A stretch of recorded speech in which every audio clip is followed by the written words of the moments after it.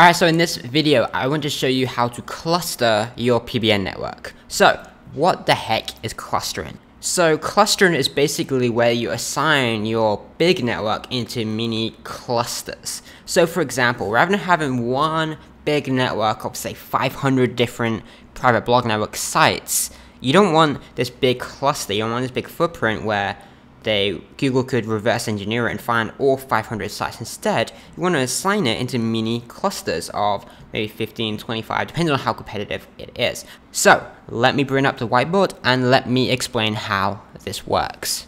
So let me give you a little breakdown of why you need to implement clustering within your big, large network. So, let's say we have a PBN site. Let's just call this one.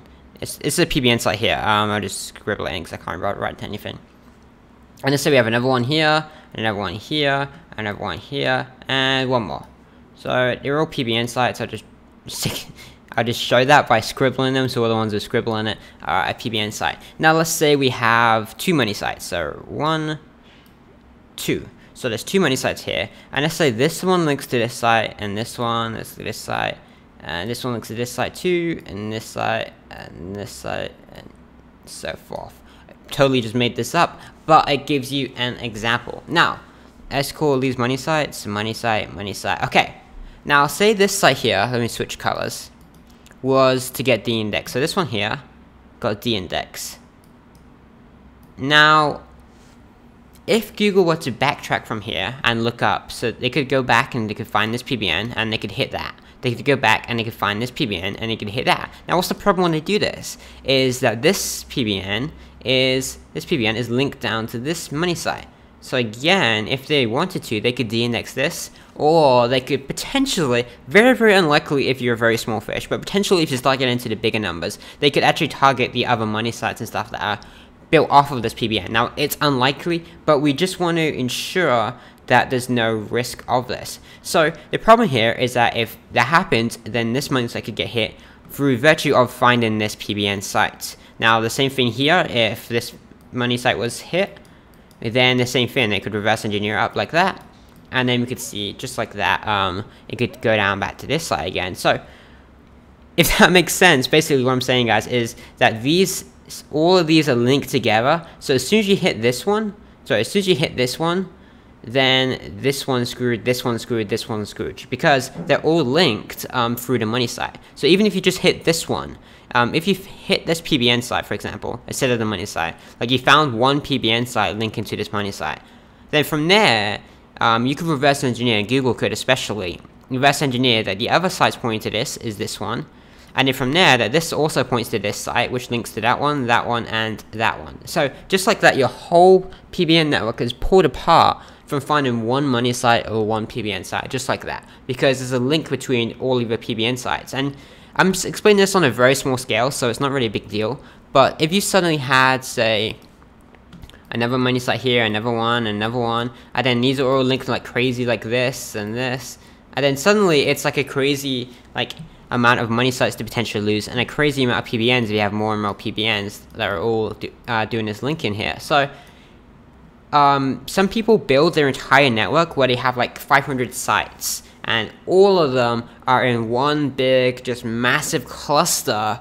that points to their money sites. And it's a very, very easy way of just losing your entire network in just one wipe. So if your whole network is just one big network, one big cluster, then you're at a huge risk of potentially losing all of your sites at once. So how do we stop that? Well, it's pretty simple. Rather than building a big network of, say, 500 sites, we change it. We change the process into focusing on smaller little clusters. So for example, if we're working with a local client, let's say that we need around 15 PBN sites to rank a client. Once we've got 15 PBN sites, that client is going to rank. So instead, we could just build a cluster of 15 PBN sites. And we don't have to use it for just one client, but let me show you an example. So if I draw out some PBN sites again, I'll do 5 again. And as if before, I can't be able to do anything with them, so I'll just scribble in them, and then, you know, it's a PBN site. Okay, so it scribbles, there we go, PBN site. Now, let's say that we have two money sites here. So obviously, we explain it in other training, and you probably know that if you're watching this video, like how many you can add like 8 different sites to a PBN. You can link to 8 different sites from a PBN. But let's say for this example, so this is money site 1, and this is money site number 2, and let's say that they're all linking to these sites. So it's like a crazy mess. They're all linked. Whatever, it's not a big deal when it's this few sites anyway. Just realized I drew 2 lines. I shouldn't have done that. But you get the idea, guys, that all of these are linking to these 2 money sites. Now let's say we have another money site here. Now we don't want this money site to be in this cluster. We want to mix it up a little bit. So we've got a different cluster here, and this one has all these PBN sites in it.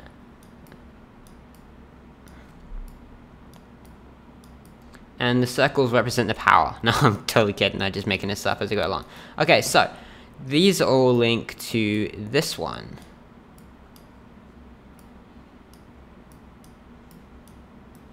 See how that works, guys? So this network, or this cluster, should I say? So that's how we're referring to this. So let me grab a different color. So this is all one cluster, this PBN site here. I don't know why I did the circle so big. And likewise, this is a separate cluster. So 2 and 1. So this is cluster number 1, this is cluster number 2. And these PBN sites never link to this money site. And same with, likewise, these ones never link to them money sites. So there's a complete separation between network number 1 and network number 2. They never link to the same money sites. Now there's various ways of doing this. So for example, this network could be a, let's say you have a plumbing client, or you work with lots of plumbers. So this could be a plumbing, oh crap, my handwriting is terrible on this thing. So this could be the plumbing cluster, and cluster number 2 could be some completely different niche, or it could be a different focus. It could be one focus on a certain area. So this is a London cluster, and all the sites are relevant to the area of London. I'm just making stuff up. You can completely restructure your PBNs. You can keep them in the same niche. You can change them. They don't have to be niche relevant whatsoever within these networks. But you want to separate your networks like this, and you want to start thinking about this from day 1 when you start building your PBN sites, because if you build out a huge 500 site PBN and the whole thing interlinks, you're just really risking the entire network. Whereas if you do this, let's say this whole network got penalized for some reason. It's very, very unlikely, but let's just say that happened. Well, if you lost this whole network, is this money site here affected? It is not. Like, under no circumstances is this affected, because Google don't have any link between these sites and this site. So maybe these 2 would be affected, but this one definitely would not be affected. This one right here would not be affected because it's no way related to this network. Whereas if these sites got hit, then yes, this one could be hit, but these 2 couldn't. So I hope you can see how that works. It's basically a very simple understanding of separating the networks, so you can't have your whole network infiltrated by Google or like competitors or anything like that. So that is how clustering works. Now there is one additional benefit of this, and that is hosting. See, if you have 500 different sites and they're all on different hosting, then that's an expensive ordeal. If you're paying, say, $5 per host, and you have 500 sites, they all need to be on separate hosting because they may link to the same money site. So that's like 5 times 500 as an example. If you're paying $5 per host, which is recommended sort of amount, because you want to be working with shared hosts, like reputable ones, not just $1, $2 hosts. You want to be working with companies like HostGator, a Small Orange, and all that sort of stuff. So that all adds up paying for hosting for them. So if you had 500 different sites, then that would be $2,500. So $2,500 per month in hosting. So I'm talking about per month here, guys. That's per month. That is $2,500 per month worth of hosting. That is expensive as hell, but you're going to be making more than that back. But still, you shouldn't need 500 single sites to rank for the sort of keywords that we're going to be focusing on, hopefully. So let's break this down differently. Let's say it's $5 per month again, so same price. But we don't have that huge network. So let's say we have 500 sites, but they're sorted into clusters of, say, 20. So if we do 500 divided by 20, that's 25 different hosts that we need, because we're clustering it. So this is worked out by that we have 500 sites divided by 20, because Each cluster is 20 sites. Now, sometimes it's going to be bigger than 20, sometimes it's going to be smaller. It doesn't matter. I'm just giving you theoretical numbers here just to show you how exactly this works. Okay, so what's 5 times 25? If my maths is correct, that's $125. So, I can't even write it though. $125 per month. Can you see the difference here, guys? So 25 times 5 is 125. So would you rather pay $5 per month for each of the 500 different websites, or would you rather pay $5 per month for 25 different clusters? So what I mean by this, guys, is, and this isn't truly accurate because this would mean that you have 20 sites hosted on a single $5 host, which not all hosts will allow. But I'm giving you the example here that you can have sites on the exact same hosting account if they are in separate clusters. So if they're not in the same cluster as each other, they can be on the same hosting because they never link to the same money sites. There's no relation to them because yes, they're on the same hosting, which relates them then, but it doesn't matter if they're related because they never link to the same money sites.